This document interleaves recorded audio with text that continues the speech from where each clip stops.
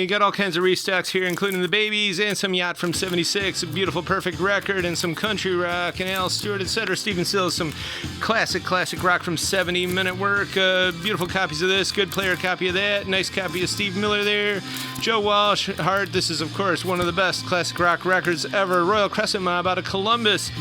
They were that blend like Red Hot Chili Peppers of funk and punk, but they're a little more danceable. And this is actually indeed a dance 12-inch of Time Bomb, and I know that was on MTV, so pretty interesting. Sadly underappreciated. And the Brand New Heavies, one of the great acid jazz groups, and they're sharing this 12-inch with Incognito. It's sealed. It's beautiful garage house.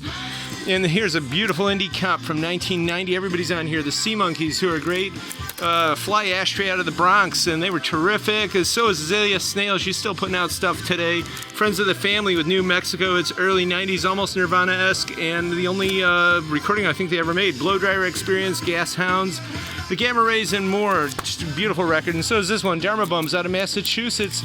It's a three-piece, kind of folky, kind of post-pub rock, very thoughtful stuff, of course, influenced by Kerouac and the Beat Generation heavily. Bartholomew Caruso, and he later on did some other stuff. I think they were called Naked Lunchbox, which is, of course, the William S. Burroughs connection. Don Adams Gets Smart, some comedy stuff from the 60s. It's not really music, but it's stuff from the show, and some pastoral stuff there with Tex Ritter. And if you're into Netherlands pop from the 60s, it's got a lot of weird, interesting tracks.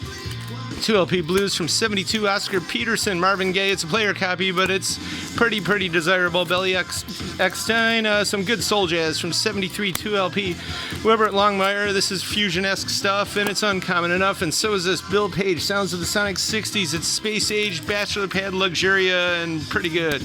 This Latin Rascals is a very underrated record. Back to the Future. There's a lot of killer freestyle stuff on here. It's actually beautiful record, beautiful music, incredibly musicians. And we got some hype stickers on here, and this is some soul jazz from '87, and got the OJs, Luther Vandross. There's some boogie on there, which is good. Chick Corea, Delphi 1, 1979, some piano jazz improvisatory stuff. George Benson, got a lot more of his. And Dee Dee, this was live in Paris. Some good jazz from '87, and the Flamingos, reissued in '81, and it's hard to come by, and it's killer, of course.